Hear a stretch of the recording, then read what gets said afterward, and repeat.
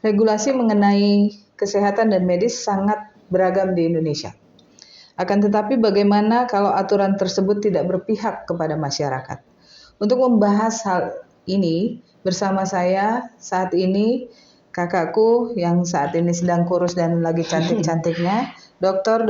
Anda Risma Situmorang SH MH yang beliau adalah Ketua Umum PKHMK yang juga melakukan judicial review 20 Oktober 2024 kemarin terkait dengan Undang-Undang Nomor 17 Tahun 2003 tentang kesehatan. Apa kabar kakakku? Baik Rizka, dengan hukum Aidis, salam sehat, salam semangat. Salam sehat. Tapi dari hari ke hari, kakak dagunya makin lancip.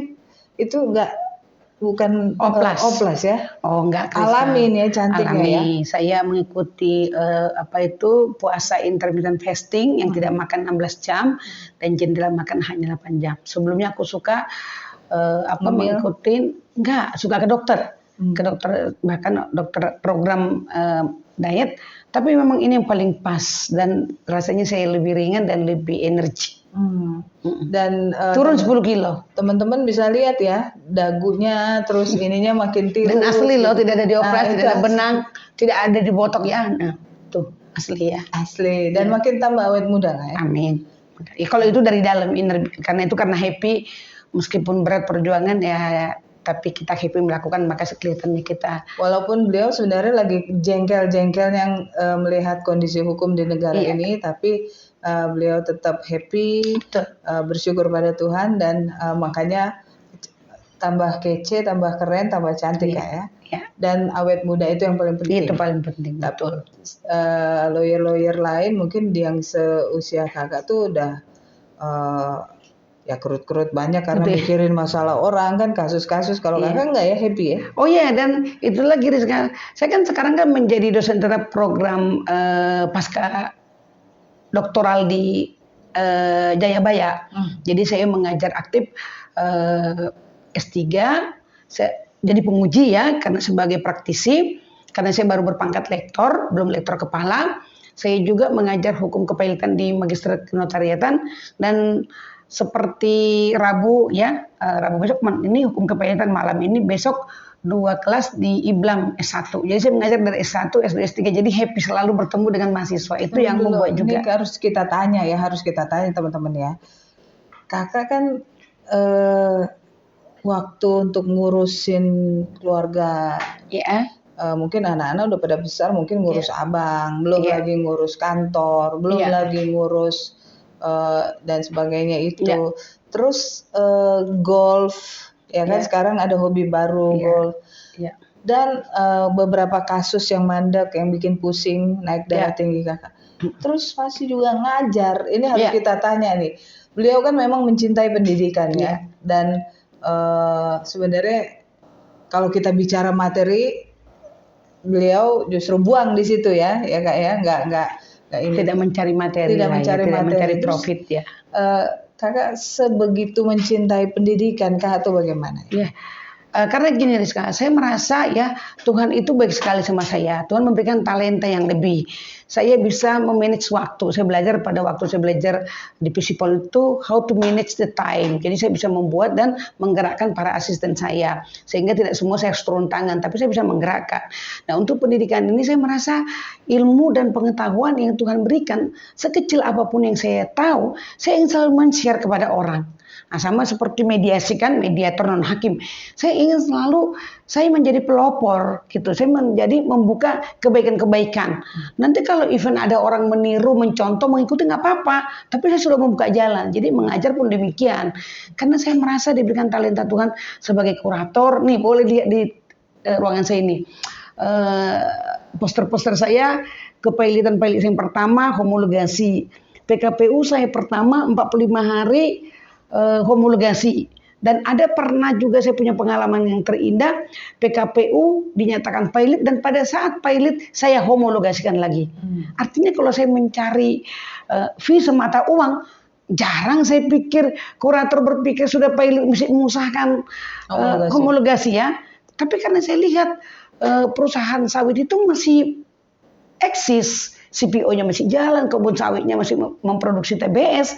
Jadi kenapa saya harus bereskan? Nah itu jadi saya bersyukur hati itu ada pada saya. Makanya di sini di ruangan lantai 1 ini selalu saya buat dalam bentuk poster gitu supaya itu menjadi ingat dan itu menjadi spirit bagi teman-teman saya. Memang jiwa saya itu selalu ingin membuat terbaik, mendamaikan pihak-pihak itu. Jadi dalam mengajar pun seperti itu. Saya ingin membagikan ilmu karena nggak semua loh Rizka, terutama hukum medis kesehatan ini membela malah praktek nggak mudah Rizka. Nah ini kaitannya juga kenapa saya judicial review. Karena saya pikir saya bukan anggota DPR, saya nggak berminat ya karena itu setiap orang, ada orang mengatakan harus di dalam parlemen baru bisa berjuang gitu. Tapi saya tidak bisa menikmati sebagai politikus yang quote and quote menurut saya itu harus menghalalkan segala cara dengan cara apapun mencapai tujuan. Tapi ketika saya mengajar dengan saya kurator bisa mendamaikan, saya mediator non hakim, itu saya membuat saya senang, bahagia gitu loh. Happy. That's why kenapa saya melakukan hal seperti itu gitu loh. Kalau nggak kan bisa aja, saya kan dokter andainya sarjana politik, saya udah selesai magister ilmu politik baru-baru ini, tapi saya nggak ke sana arahnya.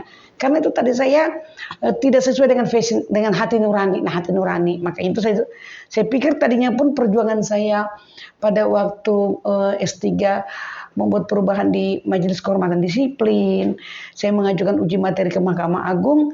Saya pikir sudah bisa memberikan keadilan bagi masyarakat, dokter dan rumah sakit. Tapi ternyata berlanjut lagi. Ternyata dengan keluarnya Undang-Undang Kesehatan dan peraturan pelaksana undang ini ada lagi harus diperjuangkan. Nah, sampai kami kemarin tanggal 20 Oktober itu mengajukan judicial review ke Mahkamah Konstitusi. Kak, tanggal 20 kemarin kan kita ketemu di MK ya. Iya. Kakak bercerita bahwa ada yang harus diperjuangkan yaitu pasal 304 dan 308 Undang-Undang Nomor 17 tahun 2003 tentang kesehatan. Kenapa tiba-tiba PKHMK apa yang membuat PKHMK itu ini harus diperhatikan nih, harus karena ini kan bersentuhan dengan masyarakat ya. Iya. Kira-kira apa tuh Kak? Jadi seperti ini Rizka. Betul, Undang-Undang Nomor 17 tahun 2023 ini kan lahir setahun lalu.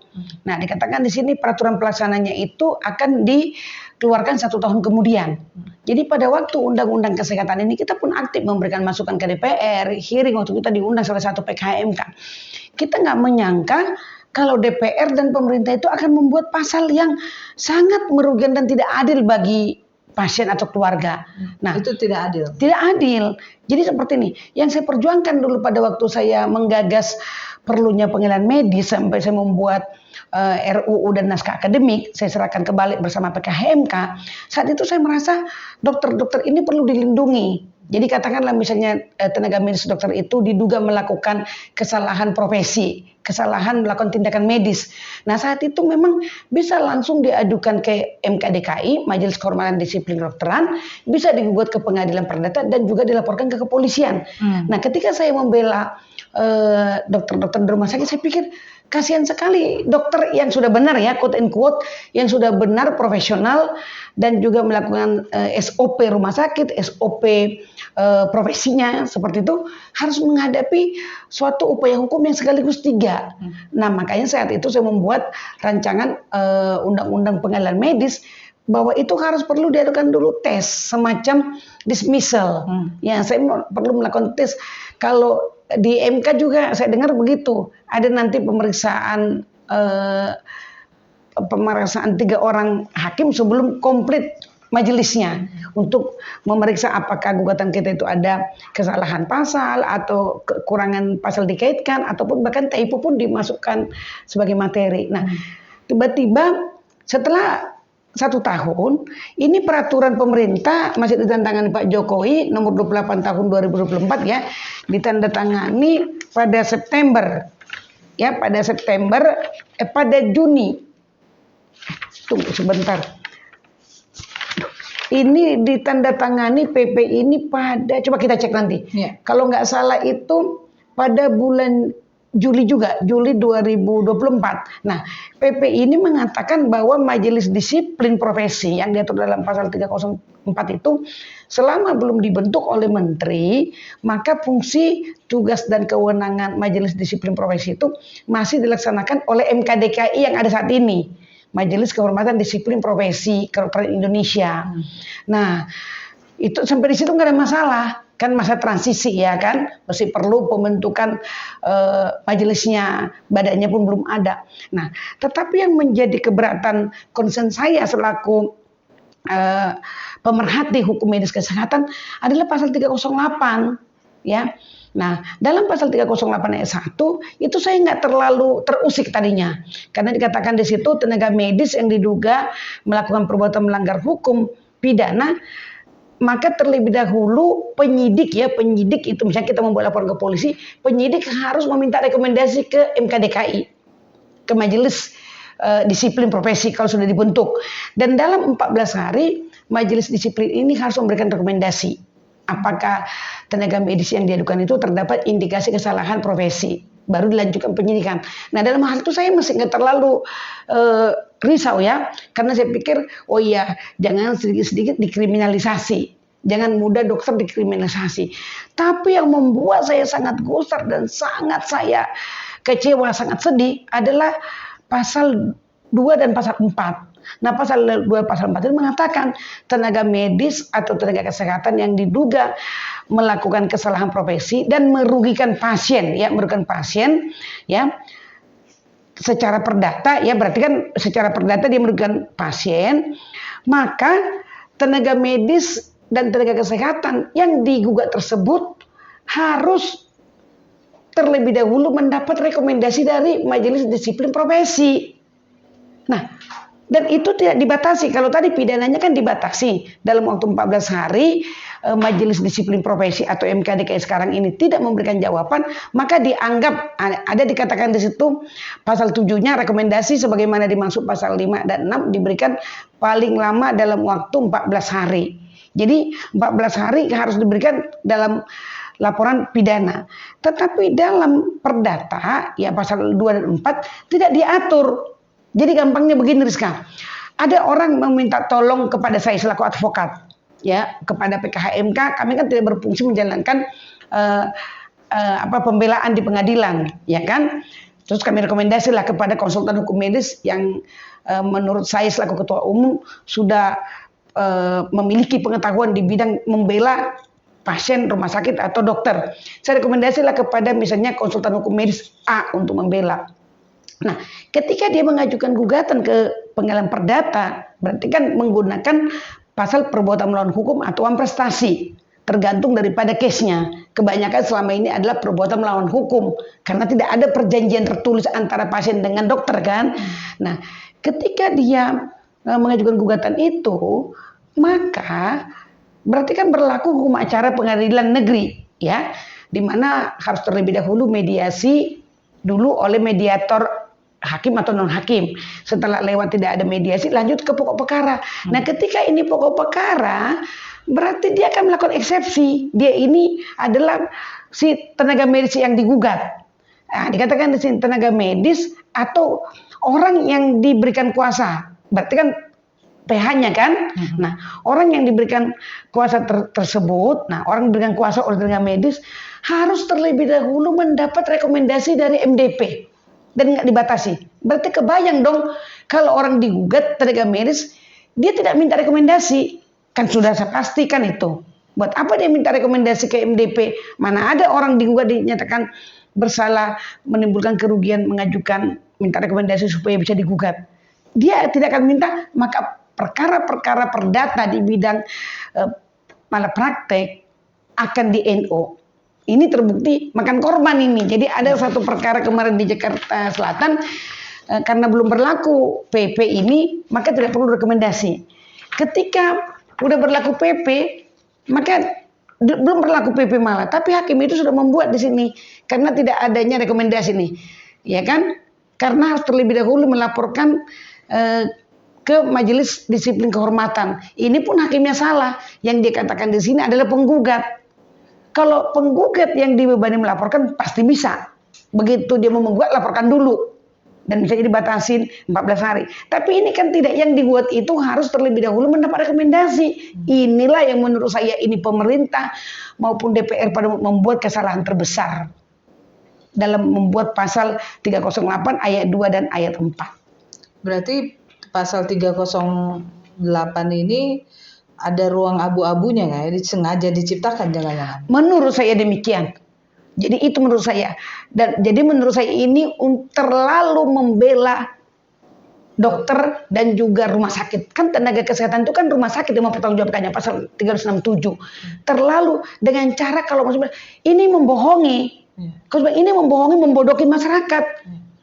Selama ini kan berjalan baik kan? Selama ini sudah ada beberapa korban malapraktik menikmati loh Rizka.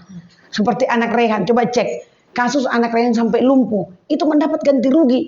Karena perkara perdata itu adalah perbuatan melawan hukum atau prestasi. Kenapa pelanggaran disiplin dikaitkan dengan gugatan perdata yang notabene PMH atau prestasi? Jadi nggak nyambung antara harus meminta dulu rekomendasi dari disiplin, baru orang boleh menggugat. Ini kalau sebenarnya salah besar pembuat undang-undang. Ini harus dikoreksi. Koreksinya yang melalui Mahkamah Konstitusi kan.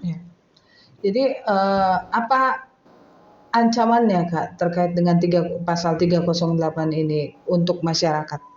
Ancamannya bahwa masyarakat yang dirugikan, ya tadi yang pasal 2 dan 4 itu tenaga medis yang dan tenaga kesehatan yang menimbulkan kerugian secara perdata kepada pasien, pasti sudah tidak akan mendapatkan lagi keadilan.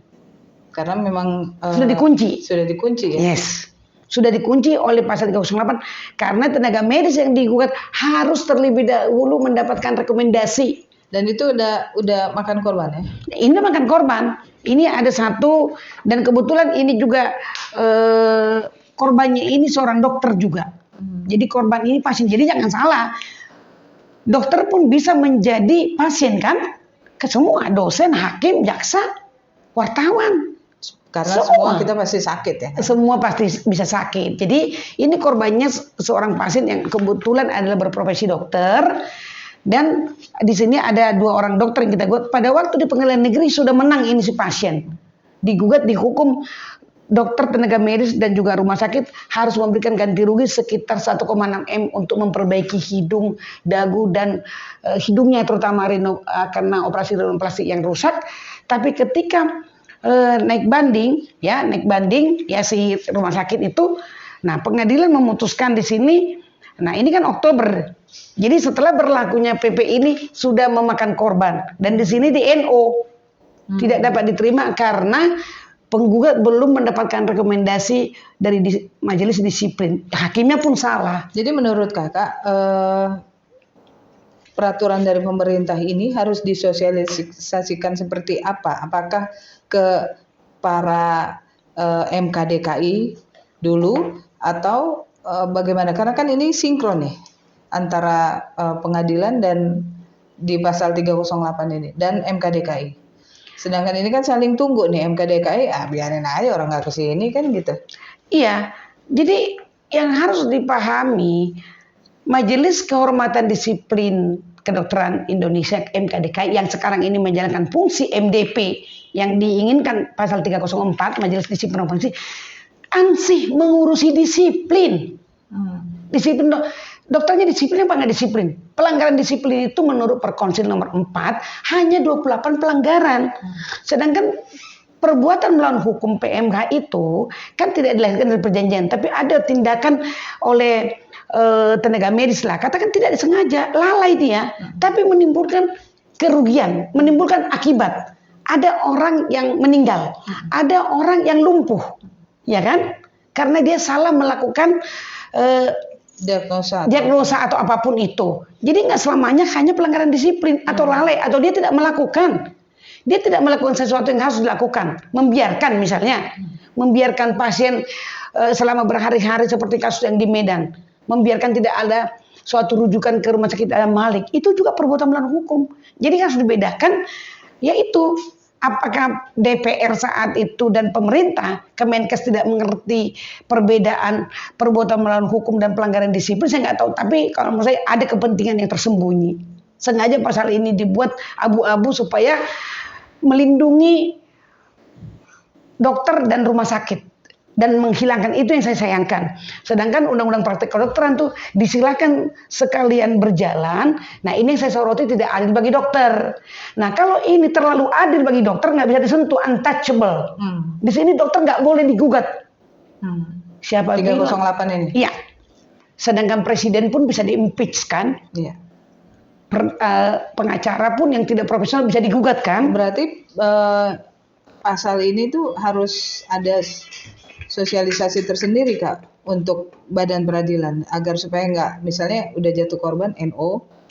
Jadi sekarang sudah tidak ada gunanya sosialisasi karena hakim bisa menggunakan ini. Nah kembali ke, kalau saya melihatnya ini jalan satu-satunya Kakak Beko lah ini. Ya kembali memang PMK itu kan KUH Perdata 365, 367. Sedangkan ini undang-undang kesehatan setara kan. Jadi tidak boleh juga mengkebiri undang-undang, mengkebiri pasal yang ada di dalam KUH Perdata 365, 367. Nah ini saya bilang, kenapa mencampuri? Disiplin nggak boleh mencampuri peradilan perdata. Kalau mau tadi seperti itu supaya berkeadilan, dokternya tidak dilaporkan ke majelis disiplin, tidak digugat secara bersamaan, dan tidak dilaporkan ke polisi, bentuk pengadilan medis. Jadi hukum acaranya tersendiri. Nah ini kan dia mau melindungi dokter seperti ide saya di dalam undang-undang pengadilan medis, tetapi dia masuk di hukum acara perdata. Kan masuknya kan di pengadilan negeri gugatan. Coba kalau ada pengadilan khusus medis dan kesehatan, maka tentu diatur hukum acaranya kan. Ya. Misalnya 14 hari harus dicek ada nggak pelanggarannya, terus nanti tidak boleh ada banding, langsung kasasi sekian lama. Kalau ini kan mengikuti hukum acara perdata, yang perkaranya bisa lama, banding, kasasi, PK, sehingga pasti tidak ada keadilan bagi masyarakat. Sudah pasti. Kalau dulu itu hanya panjang prosesnya, tidak sederhana bertele. Sekarang tidak ada lagi kesempatan mendapatkan keadilan bagi masyarakat, yaitu pasien. Kalau buat dokter terlalu adil, rumah sakit terlalu adil, nggak bisa digugat. Pokoknya itu semua perkara perbuatan perdata akan NO, tidak dapat diterima karena ada pasal 308. Jadi jalan satu-satunya Beko. Mahkamah Konstitusi harus mengabulkan ini. Kalau tidak, karena bisa terjadi loh Rika. Ya. Keluarga hakim konstitusi bisa. Siapa saja. Jangan sampai terjadi ya kan. Jangan sampai, kita mesti punya empati. Siapa saja bisa mengalami sakit. Siapa saja pasti akan menerima pelayanan dari tenaga medis. Jadi bukan saya artinya memusuhi atau menyerang dokter, tidak. Kalau saya mengatakan lindungilah tenaga medis dokter itu yang proporsional. Bukan cara dengan begini nipu-nipu pasal. Gitu loh. Ini tipu-tipu pasal. Tipu-tipu pasal. Karena kan cuma setahun BIM salah BIM jadi mencabut 11 undang-undang, tahu-tahu udah keluar tipu-tipu pasal namanya ini. Jadi berhadapan dengan PKHMK sekarang lah. Ya, di Beko lah. Beko lah. Jangankan itu undang-undang yang lain aja Kakak Beko kan. Iya, iya. Kak, apa harapan Kakak untuk GR yang kemarin ini? Ya. Agar bisa Kakak lebih melindungi lagi masyarakat. Iya. Tentu saya berharap, saya menghormati semua hakim yang ada di Mahkamah Konstitusi itu pasti profesional. Tapi saya sangat berharap hakim yang nanti akan menangani ini, berapa orang pun adalah yang pernah menjadi hakim di pengadilan, terutama pengadilan negeri yang pernah menangani perdata. Tentu akan mengerti dan paham betul lah PMH, perbuatan melawan hukum itu 365 adalah sangat berbeda dengan pelanggaran disiplin. Jadi pelanggaran disiplin jangan dijadikan syarat terjadinya perbuatan melawan hukum, karena perbuatan melawan hukum itu sangat luas, melanggar hak subjektif, ya kan, juga menimbulkan kerugian karena kelalaian, karena kesalahan yang disengaja, yang tidak sengaja. Kalau menimbulkan kerugian bagi pihak lain, dalam hal ini pasien atau keluarganya, maka itu memasuki unsur-unsur perbuatan melawan hukum. Saya berharap dan saya sangat berharap hakim yang memeriksa judicial review, dan ini mungkin yang pertama kali ya, Mungkin yang pertama terhadap undang-undang kesehatan ini. Tapi saya pikir, saya berharap para dokter pun akan tetap legowo ketika ini nanti kami ajukan, kami mohonkan dan dikoreksi. Kami pun berharap legowo karena dokter juga punya keluarga kan. Belum tentu juga dokter itu nangani juga keluarganya, ponakannya. Bisa juga di tangan dokter lain. Dan kalau dokter lain atau rumah sakit lain melakukan kesalahan, kan dia tentu datang juga ke advokat untuk membela. Dan kalau tiba-tiba mengalami semua dokter dikatakan kebal, tidak bisa digugat, nyesek kan? Nah, jadi saya pikir ini adil. Ini adalah keseimbang. Artinya boleh kita gugat secara perdata, tetapi buktikanlah kalau tenaga medis, tenaga kesehatan itu sudah profesional, sudah kompeten, sudah melakukan SOP. That's selesai. Jadi ini ibarat kata ya, kakak menemukan api dalam sekamnya supaya tidak terbakar semua lumbung itu ya kak ya. Betul. Jadi daripada nanti memakan banyak sekali korban. Iya. Yaitu masyarakat pencari keadilan juga kan. Iya, karena gini juga, saya perlu sampaikan juga kepada masyarakat luas ya seluruh tanah air mengenai hak untuk mendapatkan pelayanan kesehatan bermutu ini adalah hak konstitusi. Dalam pasal 28 itu dijamin negara berkewajiban memberikan pelayanan kesehatan yang bermutu kepada seluruh masyarakat Indonesia. Jadi ini adalah hak konstitusi warga negara juga dan itu merupakan hak dari warga negara dan merupakan kewajiban bagi negara untuk memberikannya. Jadi yang kami lakukan sebenarnya bukan hal yang luar biasa atau memusuhi negara atau memusuhi DPR. Enggak, mengkoreksi saja. Ya mudah-mudahan saat itu terluput, nggak ada sarjana-sarjana hukum yang menjelaskan disiplin itu berbeda dengan perbuatan melawan hukum. Tapi tanpa ada tendensi apa gitu kak ya? Betul, dari hati yang paling dalam Perkumpulan Konsultan Hukum Medis dan Kesehatan dari awal visinya adalah ingin melindungi dokter, tenaga medis, tenaga kesehatan, dan rumah sakit quote and quote yang benar dan melaksanakan tugas fungsinya secara profesional dan benar. Tapi dalam hal ini terkait JR ini PKHMK berdiri bersama dengan masyarakat ya. Oh iya, dalam hal ini memang yang diperjuangkan adalah keadilan dan manfaat dari suatu proses peradilan bagi pasien dan keluarganya. Jadi masyarakat itu kan dokter juga, masyarakat itu rumah sakit. Jadi dalam hal ini masyarakat yang di posisi selaku pasien ataupun penerima layanan kesehatan. Betul. Dan sekali lagi jangan sampai Anda yang kena baru sadar terseok-seok, tertatih-tatih untuk JR atau dari sekarang gitu kayak untuk diluruskan di. Betul. Dan ini pun nanti juga akan membantu teman-teman para advokat karena akan berhadapan dengan pasal ini. Pasti akan berhadapan karena dari pihak kuasa hukum tenaga medis, tenaga kesehatan itu rumah sakit pasti akan menggunakan pasal ini untuk eksepsi sehingga gugatannya NO. Bisa dibayangkan mulai dari pengadilan negeri, pengadilan tinggi, mahkamah agung, NO. Sementara korban sudah jatuh, misalnya meninggal, seperti yang sebentar lagi kami akan bela di Binjai, atau lumpuh. Kalau meninggal sekalian saya pikir mau bilang apa lagi. Tapi kalau lumpuh ini loh yang sebenarnya paling beban bagi keluarga. Cacat seperti banyak seperti anak Rehan, ada juga seperti cacat seorang ibu karena melahirkan. Dihukum MK DKI cuma 2 bulan coba STR-nya dicabut. Atau seperti yang kasus kami bela di Banjarmasin. Adik dari seorang anggota PKHMK Elisa Ragi. Itu karena biopsi rumah sakit Tulin. Itu meninggal. Coba bisa bayangkan. Bayangkan derita yang ditimbulkan oleh nyelenehnya tenaga medis. Biopsi kok bisa meninggal. Ternyata pada waktu melakukan pengambilan cairan dari kandungan si korban terlalu jauh sehingga bisa ketusuk itu kandung kemihnya. Bagi dia kan seolah-olah hal biasa kan melakukan itu, tapi akibat hukumnya apa? 2 anak kehilangan seorang ibu masih kecil-kecil dan suaminya kehilangan istri dan juga keluarganya kehilangan adik, kehilangan kakak. Nah itu jadi kalau yang bagi kami itu memberikan keseimbangan lah kepada semua pihak. Hanya kebetulan pas JR ini kami berpihak dari posisi pasien, ya memperjuangkan untuk pasien. Ya.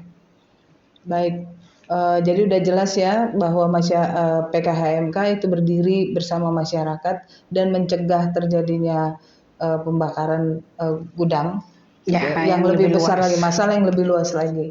Ya. Begitu kakakku. Oke, terima kasih. Kita harap ya, jadi nanti hukum ID terus nanti kalau sudah ada panggilan sidang, Kami live streaming kalau kami informasikan. siap. Baik. Terima kasih Terima hukum ID. kasih. Selamat Baik. malam. Ya.